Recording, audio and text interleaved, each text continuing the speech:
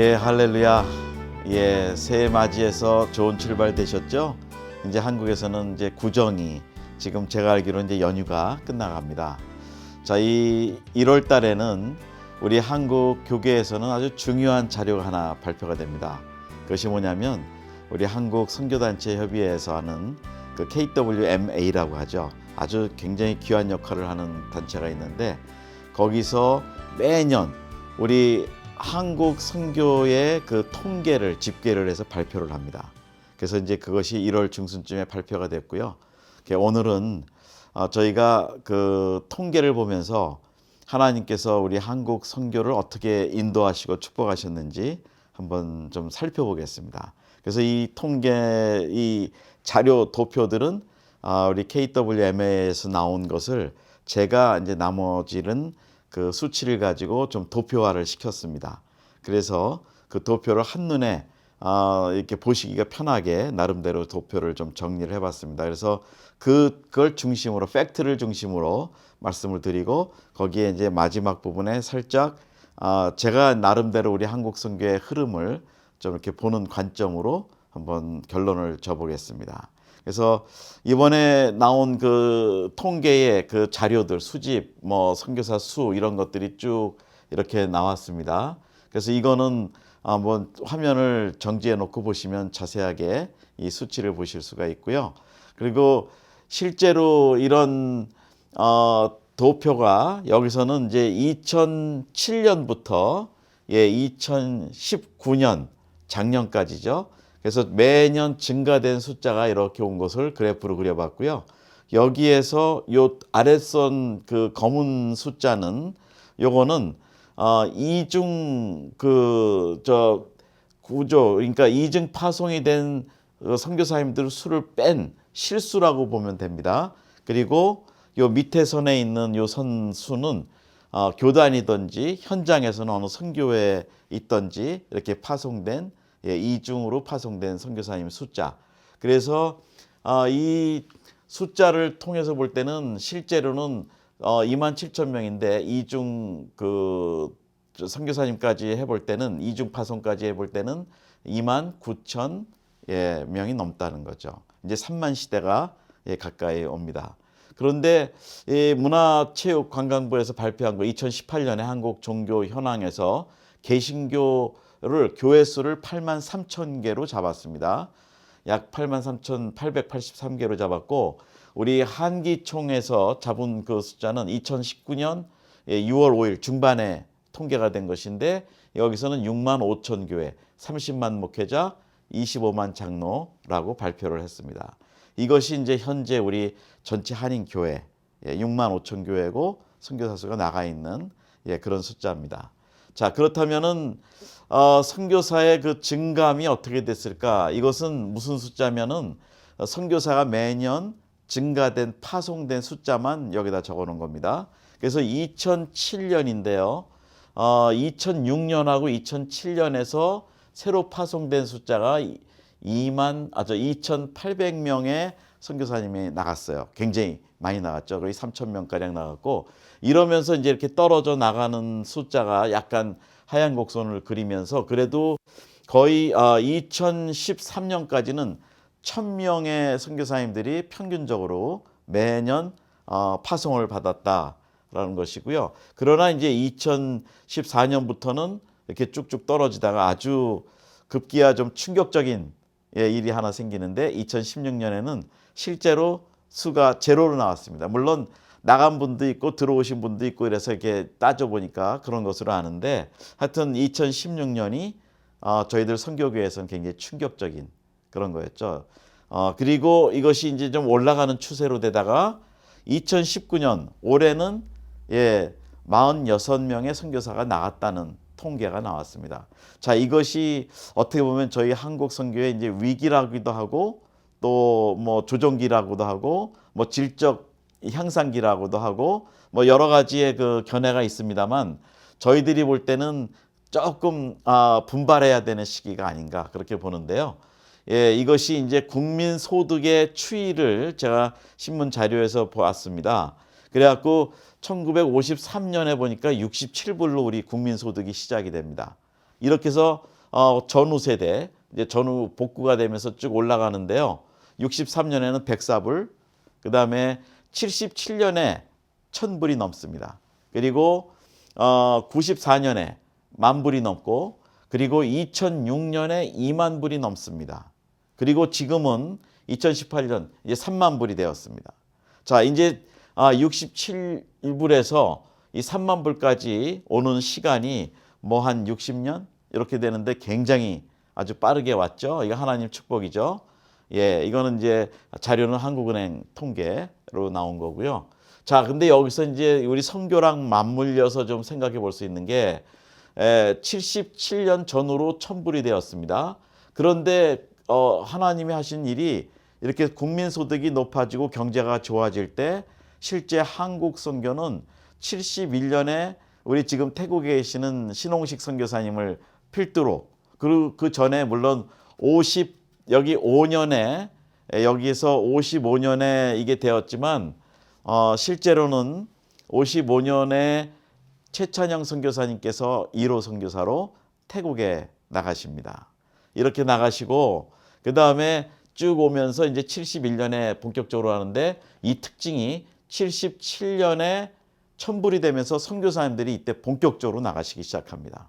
예, 이것이 특징이고요. 2006년에 이제 20,000불의 소득이 되면서 선교사가 아까 전에 보셨지만 그 선교사의 파송 증가가 이때 아주 기하급수적으로 높아집니다. 이것이 저는 그래서 우리 한국 선교의 그 특징이 한국 교회 부흥과 동시에 한국 경제가 성장하면서 선교가 같이 컸다. 그런데 이것은 하나님이 주시는 재정 축복으로 인해서 선교사도 나갔고 그런 것이 보여졌습니다. 자, 그런데 2016년에 아까 제로였죠. 제로가 되면서 이때 그 국민소득은 27,000불이었습니다. 거의 30,000불에 가까운데, 자, 왜 이렇게 됐을까? 자, 이렇게 되면서 이런 것들을 좀 조사해 볼 때는 좀 이런 것은 우리한테 영적인 문제가 있지 않는가? 교회가 너무 물질주의적이고 또 세속화되고 이런 위협에 노출돼 있다 보니까 사실은 이런 선교를 좀 등한히 하는 그런 것이 아닌가 생각이 들었고요. 2018년 1인당 국민소득이 31,000불로 돌파가 됐는데 이때 또 선교사가 46명밖에 증가가 안 됩니다. 자, 이런 것이 지금 경제와 맞물려 한번 제가 판단해 본 것이고요. 자, 이때는 이제 보니까 교회가 개신교회 여기 문화체육관광부에서는 개신교가 374단체라고 그랬는데 아마 여기에는 정통교단이 아닌 이단교도 들어가 있다라는 생각이 좀 들기도 하고요. 신도수가 이제 967만으로 나옵니다. 지금 좀 떨어졌다가 회복이 된 거로 1,000만에 가깝고, 그래서 이것이 2015년의 집계인데요. 자, 이렇게 되면서 우리 교회가 이제 여기서 특별한 거는 여기에 표현은 신도수라고 그랬는데 그 정부에서 발표는 968만이 지금 실제로 되었다는 것이고요. 자, 이제 이렇게 되면서 우리가 볼 때 여러분들이 보시는데 여기 이 빨간 표시 그다음에 이 검은 글씨 요거는 이 지역이 한국 선교사님들이 지금 나가 있는 지역이 12군데로 이렇게 크게 나눠져 있습니다. 근데 이 나눠져 있는 지역에 2016년, 7년, 8년, 19년 지난해까지 이 추이 변화를 이 그래프로 하나 정리를 해봤습니다. 그랬더니 이 많이 부침이 있는 지역이 있죠. 여기가 사실은 그 동북아시아 아시죠? 뭐 그런 지역들 중국이나 이런데 거기서 923명이 공식적으로 이렇게 빠져나왔고, 그리고 증가된 것이 이제 나오신 분들이 동남아 쪽으로 많이 가셨기 때문에 이제 282명이 증가가 됐고, 여기 북아메리카도 여기에 와 있는 분들도 선교사로 파송된 분이 많습니다. 저처럼 실제로 선교사로 파송이 된 분들이 많은데 여기도 빠져나갔고, 그러나 한국에 360명의 선교사님들이 증가가 되었습니다. 자, 이 뜻은 무엇이냐면 이제 중국이나 이런 데서 인도나 이런 데서 빠져나오신 분이 한국 본국 사역으로 파송이 되었다. 되었다라고 재파송이 되었다라고 얘기하고요. 이게 전부 다 빠져나가는 남아시아도 빠지고요, 중동도 빠지고 서유럽도 빠지고, 근데 동남아프리카는 좀 특이하게 10명의 선교사가 증가가 되었다고 통계가 나왔고요. 자, 중앙아시아 똑같습니다. 뭐 중앙아시아도 계속 지금 선교사 비자가 어려운 그런 나라들이죠. 그래서 여기서도 256명이 빠졌다고. 요 통계, KWMA 통계에 의해서 이렇게 나온 겁니다. 그리고 쭉쭉 빠지다가 또 북아프리카도 149명이 빠집니다. 여기가 아시듯이 그 무슬림 강한 지역이죠. 예, 그렇게 빠졌고, 그리고 서중앙 아프리카가 이제 10명 좀 증가가 됐고, 카리브해도 마지막으로 6사람이 빠졌다. 그래서 이것을 한눈에 본다면은 어떻게 보면은 대부분의 지역이 지금 선교사가 이게 빠져나오고 있다라는 생각이 한눈에 볼 수 있는 겁니다. 자, 그렇다면은 이 세 가지 교단, 그러니까 세 교단 대표적인 여기서는 그냥 알파벳으로 썼지만 세 대표적인 교단에서 파송한 선교사들의 수만 한번 이렇게 집계를 해봤습니다. 근데 여기서 이것도 2016년, 그러니까 4년을 비교해서 이제 통계를 내본 건데요. 여기서 보면은 이렇게 사실은 여기도 그렇게 크게 증가된다는 것은 사실은 아니에요.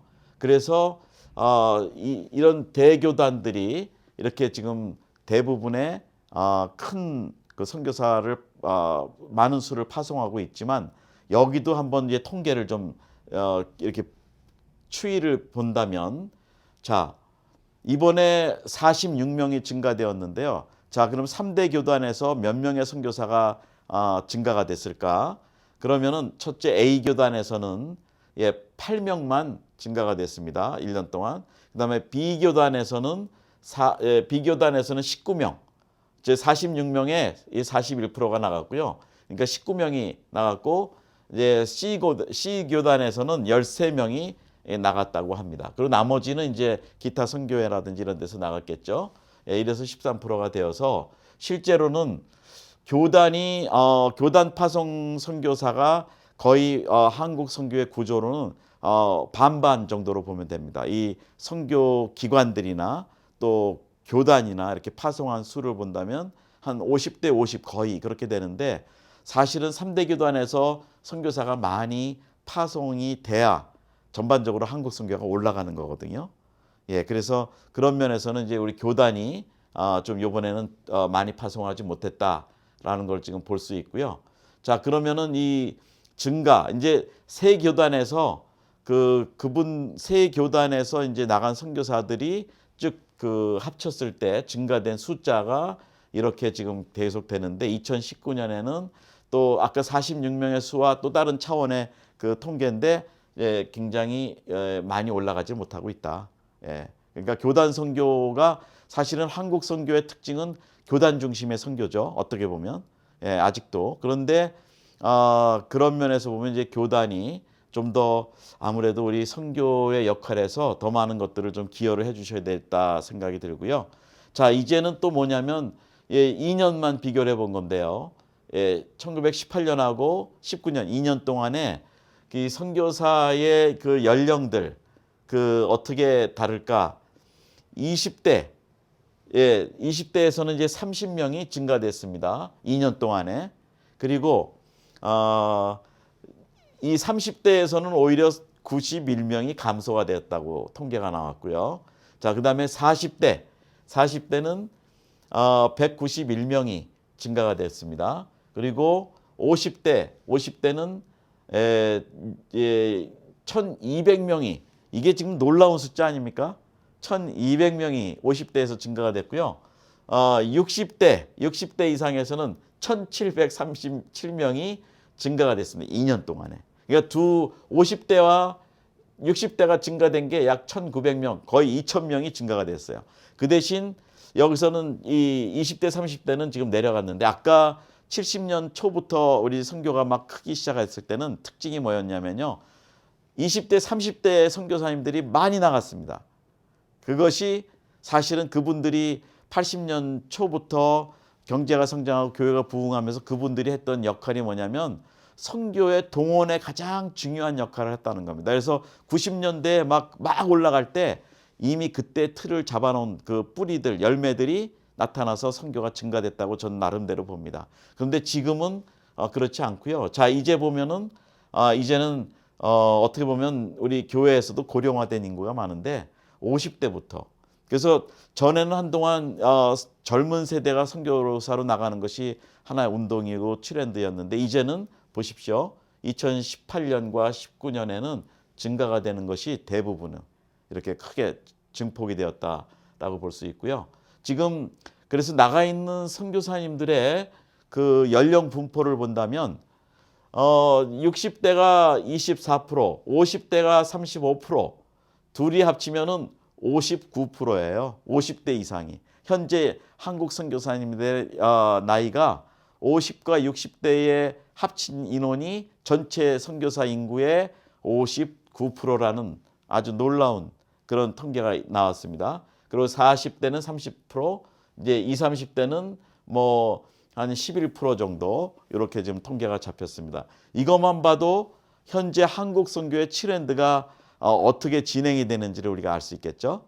네, 그래서 이것은 또 이제 그 권역별로 지금 10개 권역을 나눠서 그 선교사님들이 어떻게 나가 있는지 그 지역에서 어떤 일을 하는지에 따라서 이제 통계가 나오는데 이거는 선교지에 있는 단체들 그 수를 이제 집계를 해본 거예요. 그 A 권역, 뭐 이렇게 동북아라든지 이런 데인데 여기서는 그래도 단체가 많습니다. 140개. 그다음에 2위가 필리핀, 뭐 이렇게 해서 서남아 이렇게 쭉쭉쭉 내려가면서 거의 사실은 우리 선교사님들의 선교지에서의 어떤 사역 구조는 선교회를 설립해서 하는 것이 특징이다. 이렇게 볼 수가 있고요. 그다음에 이제 선교사 그 현지 사역에 대해서 어떤 사역들을 많이 하실까 그거를 이제 조사를 해보니까요. 자, 제일 많은 것이 교회 개척, 14,526명이 교회 개척을 하고 국가 수로는 155국가입니다. 이렇게 해서 한국 선교의 특징은 교회 개척이고 이런 것이 지금 진행이 되면서 또 현지인 선교 훈련과 동원은 두 번째로 9,400명 143개 국가에서 시작이 되고 그다음에 복지와 개발 뭐 고아원이라든지 이런 사역들을 하는 분들이 2,500명이고 그다음에 91개 국가에서 이 사역을 하고 있고 뭐 나라는 그 중복이 될 수 있습니다. 171나라, 172나라에서 그래서 그렇게 되는데 캠퍼스 젊은이들 대학교 사역은 사실은 69나라에서 선교사님들이 진행을 하는데 1,687명이 그리고 일반 교육 뭐 유치원부터 대학까지 하는 그 선교사님들의 사역이 1,663명으로 89나라에서 자 그렇다면은 크게 본다면 우리 한국 선교의 선교사님들이 메인으로 탑 1, 2 두 가지만 우리가 본다면 첫째는 교회 개척이고 두 번째로는 제가 볼 때는 가장 이거 합치면은 교육과 교회를 합치면은 거의 뭐 60% 이상이 우리 선교사님들이 교회와 교육 개척을 한다고 볼 수가 있습니다. 자 그러면 이제 이 통계를 본다면 이것도 나중에 자리를 이렇게 보시고요. 여기 F1, F2, 뭐 G1, G2 이런 게 있습니다.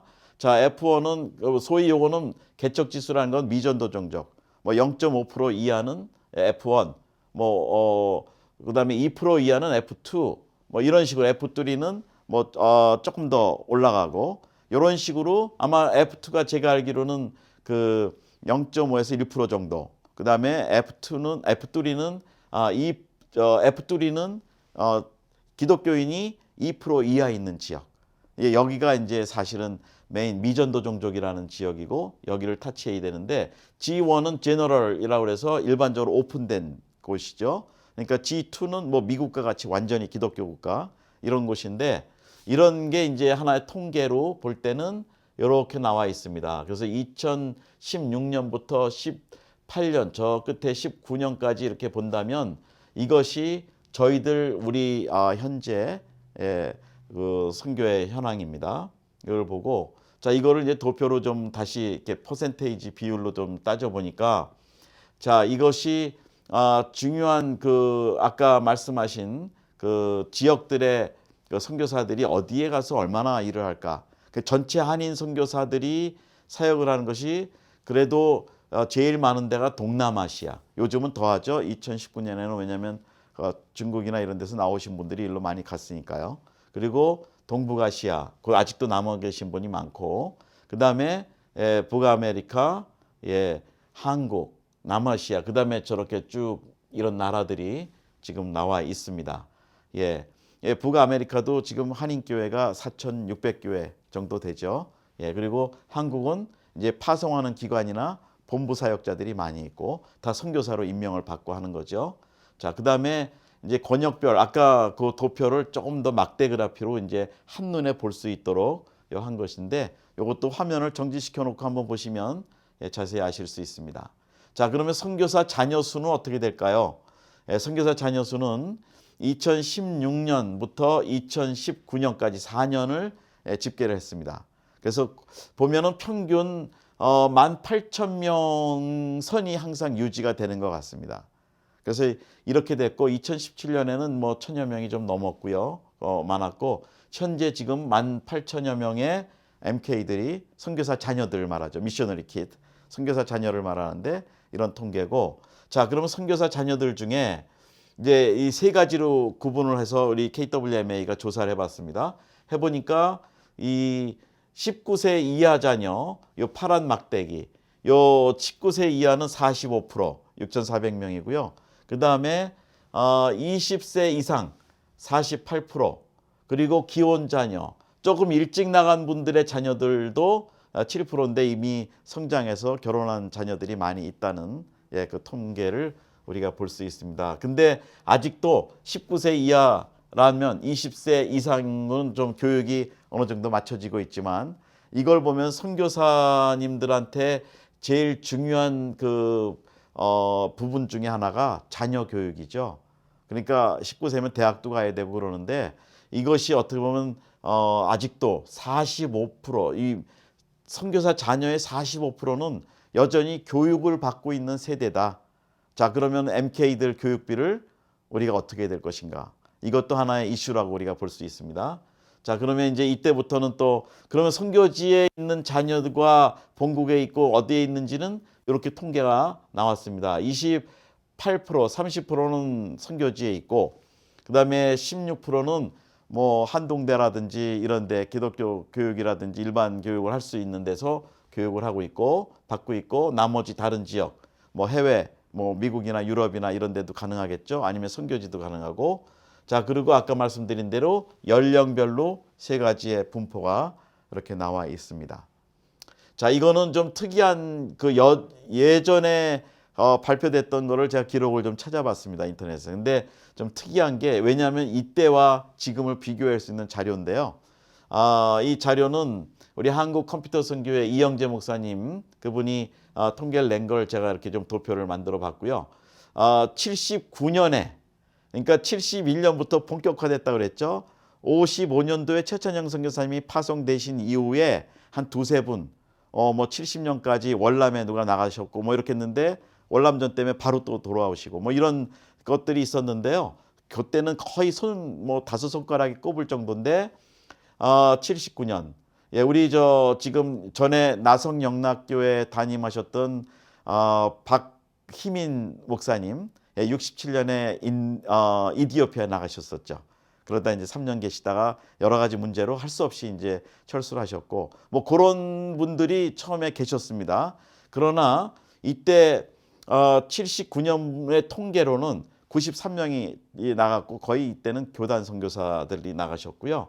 자, 근데 92년에 그러니까 20년 한 13년 만에 기하급수적으로 이렇게 올라갑니다. 2,500명으로 올라오고 94년에 근데 이때는 중요한 한국의 이벤트가 있었죠. 이거는 올림픽입니다. 올림픽에 대해서 막 나라가 알려지고 이렇게 해외여행 자유화가 되고 그래서 막 나가는 때였고 경제가 막 피기 시작한 때였고 교회가 부흥되고 이래서 선교가 활발하게 됐고요. 제가 아는 범위 내에서는 제 경험에서는 이때 나가신 분들이 뭐 신학교, 특히 신학교 모교에 가서 그 아주 많은 분들을 끌어냈습니다. 도전하고 그래서 선교사로 불러내고 그래서 사실은 초창기에 나간 분들은 선교 동원을 참 잘하셨어요. 이렇게 나왔고 92년에 2,500명, 2년 후에 3,200명, 그 다음에 96년에 4,400명, 2000년에 거의 7,500에서 8,000명으로 추정이 됩니다. 그리고 이제 최근에는 아주 정확한 통계들을 지금 내고 있지만요. 자, 이것이 한국 선교사가 이렇게, 올라간 실제적인 수입니다. 그 다음에 또 하나는 이 선교사를 보내는 그 비율, 그 몇 명이 교인이 몇 명이 한 명의 선교사를 보내는가, 그걸 통계를 보니까 80년대에는 6,200명이 한 명의 선교사를 보냈고요. 90년대에는 4,600명이 한 명을 보냈고 94년에는 3,600명, 96년에는 2,700명, 그리고 이따 끝때쯤에 지금 2019년에는 몇 명의 교인이 한 명을 보냈는지가 통계가 잡혀 있습니다. 제가 정리를 좀 해봤습니다. 자, 그 다음에 증가율 1979년에서 96년까지는 이 퍼센테이지로 보면 4,700%가 증가됐대요. 선교사의 수가 엄청난 축복이었죠. 그 다음에 90년에서 92년 2년 동안에는 56%가 선교사 수가 증가가 됐고 92년에서 94년 또 2년 동안에 27%, 그 다음에 94년에서 96년 34%. 이때 사실은 90년대는 우리 한국 선교의 굉장한 부흥 시기였습니다. 예, 숫자적으로도. 예, 이런 하나님의 축복이 있었고요. 그 다음에 선교 대상국으로 볼 때도 79년에는 26나라, 94년에는 119나라, 그리고 96년에는 138나라의 선교사가 나갔습니다. 그런데 지금은 172나라로 지금 잡혀 있습니다. 자, 그리고 대륙별로 이렇게 분포가 된 것들 보니까 여전히 그래도 한국에서 나갈 때는 가까운 아시아권이 또 많이 나갔고요. 이렇게 쭉 나가다가 남태평양 제일 먼 데가 좀 적었죠. 그래서 이렇게 나가는 숫자가 있었고 그 당시 거기서 이제 잡아놓은 그 다른 교단도 있었지만 하여튼 우리 여기에 나온 통계로 볼 때는 이런 교단의 통계가 좀 따로 있었습니다. 자, 이제 2019년 한국 선교의 현황을 통계를 제가 보면서 몇 가지를 좀 한번 정리를 해봤습니다. 그래서 저는 Missionless Church Growth는 선교 없는 교회 성장이라는 것이 어떻게 보면은 2000년 이후에 우리 시대적으로 교회의 하나의 특성이 아닐까. 그게 성장은 했습니다. 큰 건물도 짓고 대형 교회도 많이 생기고 했지만 제가 뭐 대형 교회를 네거티브하는 게 이게 아니라 시대적 특징을 말하는 겁니다. 근데 교회가 성장하는 만큼 선교가 90년대처럼 2000년 이후도 성장을 해야 되는데 그것이 제가 볼 때는 미셔널레스, 선교가 없는.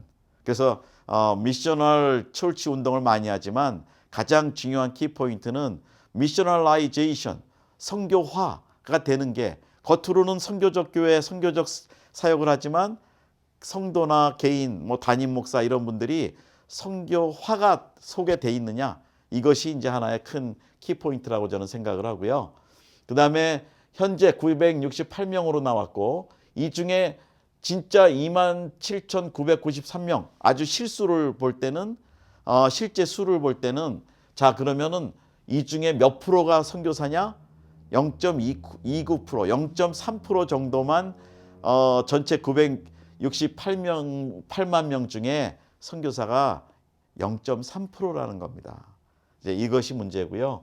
그다음에 크리스찬 그러면 한 명당 선교사 한 명당 몇 사람의 크리스찬이 선교사를 파송하는가? 많이 줄어들었습니다. 345명이 한 명씩 파송한, 통계적으로 나눠보면 그렇게 돼 있고요. 자, 그런데 아까도 말씀드렸지만 또 하나의 특징은 한국인 선교사들은 지금 고령화가 시작되고 있다.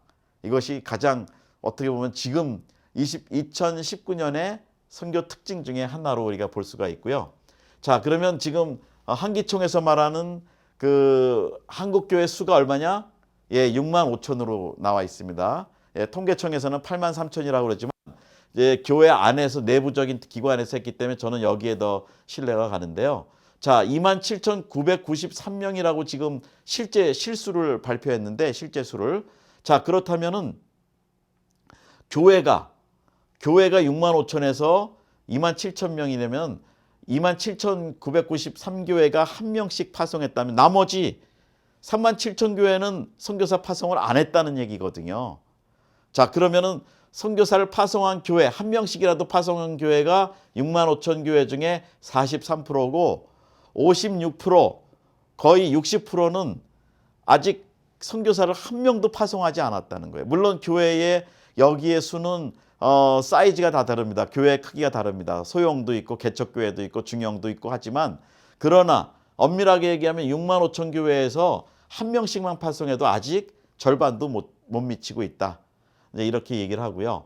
그 다음에 이때 이제 55년, 저는 이제 여기서 왜 55년을 잡냐면 해방 이후에 가장 중요한 그 역사적인 선교의 그 역사가 우리 해방 이후 1호 선교사로 나가신 최찬영 선교사님이 나가신 그 연대를 해방 전에 있습니다. 중국 산동에 뭐 일본에 일제시대에도 일본에 가서 교회하시고 그런 우리 선교 역사가 나오지만 그거는 해방 전의 이야기는 안 하고 해방 이후부터 했는데 실제로는 55년에 나갔고 이렇게 해서 71년까지 나가신 그 선교사님들이 가장 초창기에 나가신 것으로 본다면 71년을 왜 했냐면 아까도 말씀드렸지만 우리 신홍식 선교사님 지금도 계셔요. 예, 88세신데 아직도 사모님하고 선교하시고 열심히 하시고 예, 그렇게 하시는데 뭐 제가 알기로는 교회도 저 가봤습니다만 큰 교회가 17교회를 개척해 놓으셨고요. 태국에서. 하여튼 굉장합니다. 우리 아드님 신영성 선교사님 나가시고 요 기간을 끊고 요 때는 개인적으로 동원을 했고 그다음에 72년부터 88년 우리 올림픽까지 요 때는 교회가 막 부흥을 하면서 교회 동원이 시작됐던 때라고 저는 특징을 잡았습니다. 그리고 89년부터 99년까지는 이제 관계 동원 개인적으로 뭐 선배 후배 뭐 신학교 뭐 이런 지연 이런 학연 이런 걸 통해서 했고요. 그다음에 아시듯이 2000년에서 2010년까지는 특징이 단기 선교가 굉장히 활성화됐습니다. 그래서 이 단기 선교를 갔다 오면은 선교사로 헌신하고 단기 선교로 갔다 와서 신학교에 가고 사실은 제가 케냐 마사이에 있을 때 대학생들이 단기 선교를 많이 왔었어요. 미국에서도 오고. 근데 그중에 가서 신학을 해갖고 선교지로 나온 사람들이 꽤 많습니다. 이때 단기 선교가 청년 때. 예, 그래서 이게 굉장히 중요한 역할을 했고요. 동원에는. 자, 그러면 지금부터 2011년부터 지금까지는 어떤 시대냐? 요즘은 전문의 시대, 뱀, 비즈니스 에즈 미션 뭐 이런 거로 얘기를 많이 하죠. 그래서 지금은 그런데 아까 보셨듯이 한국 선교의 특징이 고령화 시대. 50, 60대가 지금 전체 선교의 60%입니다. 전체 선교사에. 자, 이분들이 다 전문성이 있는 분들이에요. 그래서 저는 은퇴, 황금기 세대라고 저희가 지금 운동을 하고 있지만 이 황금기 세대가 사실은 앞으로도 아무리 못해도 85세까지는 그래도 건강하게 일을 하실 수 있는 그런 게 이제 유엔에서도 발표가 됐고 그래서 저희가 고령화를 부정적인 관점만 갖는 것은 아니고 오히려 새로운 약진 세대를 우리가 찾아낼 수 있다. 이 새로운 시대에 새로운 세대를 우리가 잘 초점을 두면 굉장한 또 선교적 그 역할이 가능하다. 이제 그렇게 생각을 하고요. 이게 이 개신교의 고령화 문제를 이제 인구 센서스 자료를 본다면 이렇게 보면은 아래로 내려갈수록 60대 이상의 그 성도의 수가 이게 많이 지금 늘어나고 있다라고 통계청에서 나온 겁니다. 이것이 이제 사회적인 현상이기도 하지만 개신교회의 하나의 특징이다. 그러니까 선교사들만 고령화가 되는 것이 아니고요. 일반 성도들도 고령화가 되고 있다. 그걸 볼 수 있고, 자 이거는 이제 그냥 어디 다른 신문에서 제가 한번 발췌해 본 건데, 이 교회 뭐 그 가나안 교회인데 이 가나안이라는 거는 안나가를 거꾸로 한 거죠. 잘 아시죠? 그래서 실제 교회를 출석하지 않는 수가 점점 늘어납니다. 23% 상당히 많아요. 교인이라고 하면서 교회를 안 나가는 사람들. 지금 이것이 2017년에 통계입니다. 점점 성도들이 968만이라고 하지만 실제로 신앙생활하는 수는 이렇게 실제 수는 또 적다라고 얘기할 수 있고요.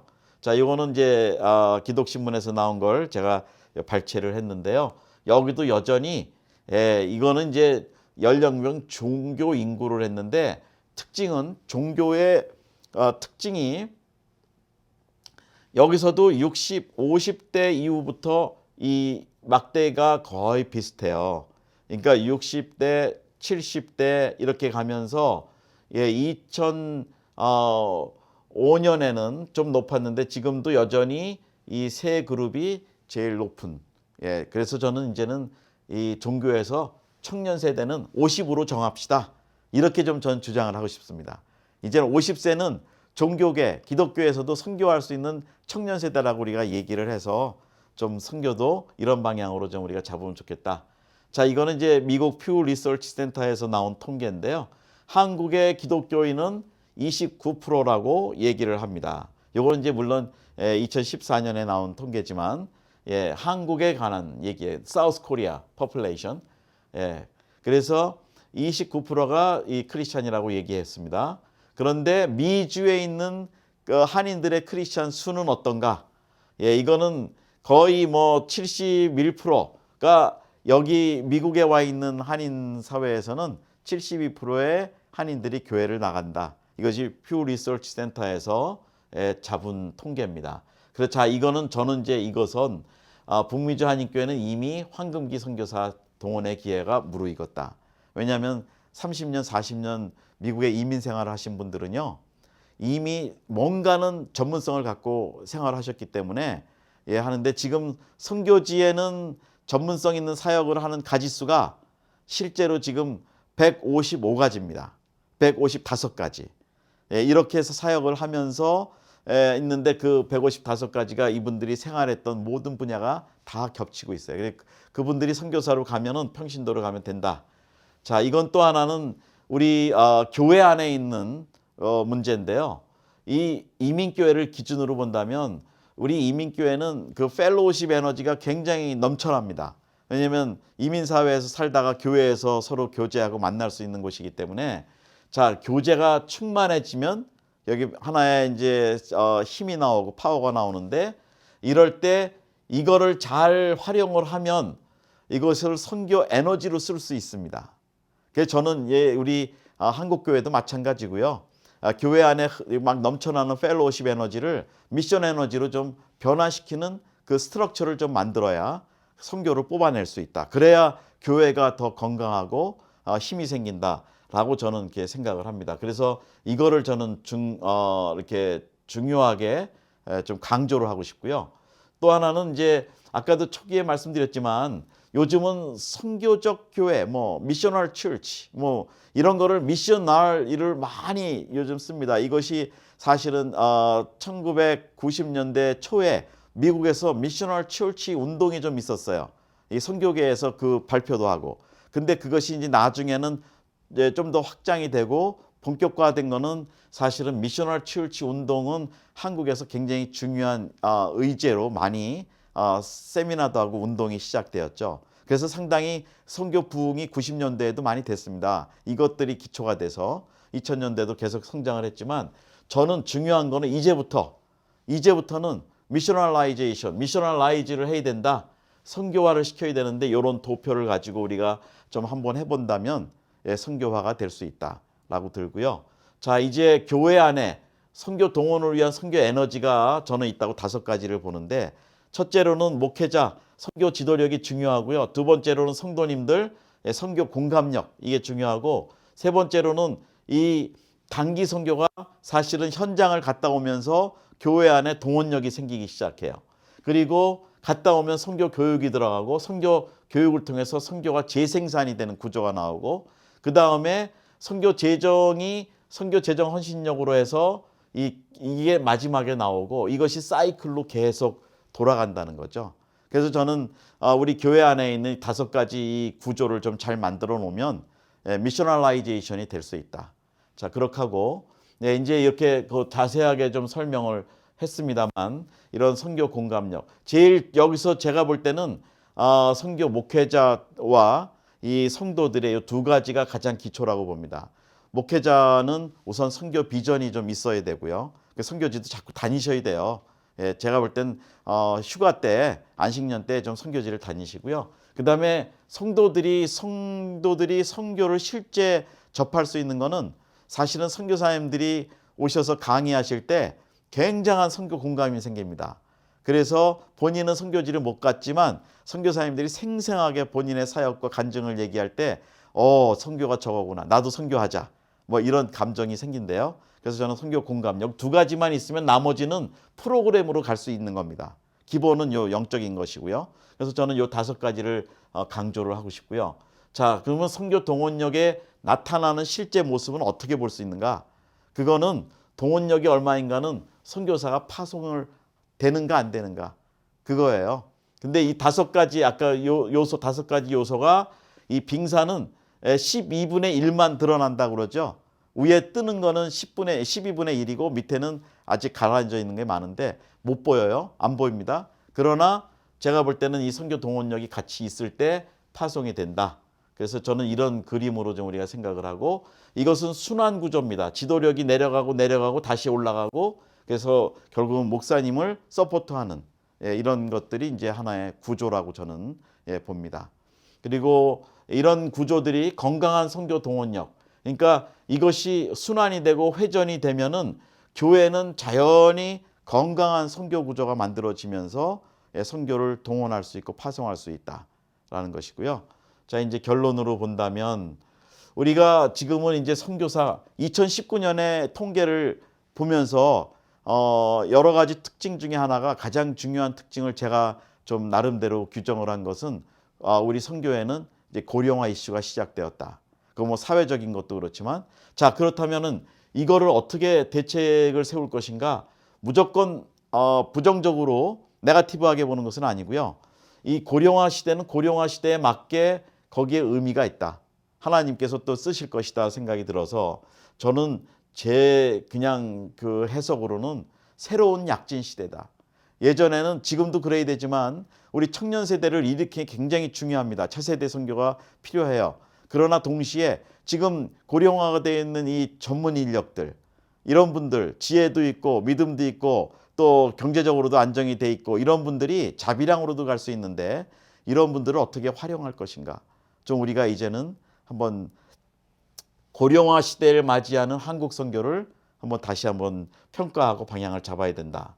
그리고 고령화되는 기독교는 고령화 인구가 할 수 있는 맞춤 선교를 해야 된다. 충분히 가능합니다. 요즘 한국에서 동남아 왔다 갔다 하는 거 비행값도 좀 싸죠. 몇십만 원이면 되고 몇 시간이면 왔다 갔다 하고 그러니까 얼마든지 고령화된 분들도 건강 체크도 그렇고 와서 하실 수 있고 충분히 그 전문성을 가지고 하실 수 있고 또 한국의 생활비를 가지고 나가면 충분히 거기서 본인 생활과 사역이 가능합니다. 그래서 저는 작은 교회들이 혼자 할 수 없다고 얘기하니까 한 5교회가 한 팀이 돼서 우리 교회가 아니라도 어느 교회가 나가면 팀으로 해서 그분을 한 50불, 100불, 5만 원, 10만 원 이렇게 도와드리면서 충분히 하실 수 있지 않을까. 자, 이것이 예수님이 지상명령으로 해주신 말씀인데 지금 한국교회 특징은 철치 그로스, 철치 그로스인데 사실은 성경에서 말하는 거는 그레이트 커미션. 그래서 약자로 얘기하면 교회에서는 CG, 철치 그로스를 얘기하지만 이 성경에서는 GC, 그레이트 커미션을 얘기합니다. 이상하게 CG와 GC가 단어가 바뀌어 있어요. 그래서 저는 우리가 돌아가야 될 이 본질적인 사명은 예수님의 지상명령을 수행하는 것이다. 그래서 철치 그로스는 지상명령을 수행하다 보면은 하나님이 주신 축복으로 더 선교하도록 따라올 거라고 저는 분명히 믿습니다. 제가 좀 제 개인적인 견해를 가지고 그 선교 통계에 대한 분석을 나름대로 해봤습니다. 도표도 만들어봤고 그래서 여러분들이 동의를 안 하실 수도 있어요.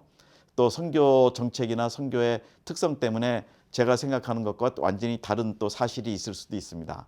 그러나 저는 그러나 객관적으로 우리가 볼 때는 선교는 해야 된다. 근데 선교를 어떻게 할 것이냐? 그러면은 속도도 중요하지만 항상 얘기하는 것이 방향이다. 90년대는 하이스피드로 우리가 달려왔습니다. 선교가 성장하는 게. 그러나 이제는 방향이 어떻게 될 것인가? 예, 전문인 선교, 뭐 비즈니스 미션, 평신도 전문인, 뭐 이런 것들이 일어나야 되는 시대, 특히 고령화 시대. 예, 이것을 저는 황금기 시대라고 얘기합니다. 여러분, 한번 같이 기도하시고 이 시대에 그래도 열방의 복음을 증거하는 것. 선교는 딱 한 가지입니다. 한 영혼이에요. 그 한 선교사가 나가서 뭐 10,000,000명을 전도해도 좋지만 결론은 한 영혼이 주께 돌아오는 위대한 하나님의 사명이라고 저는 생각합니다. 여러분, 좀 길었습니다. 잘 봐주셔서 감사하고요. 예, 계속해서 우리 한국교회가 세계 선교를 감당할 수 있는 교회로 성장하도록 함께 기도해 주세요. 감사합니다.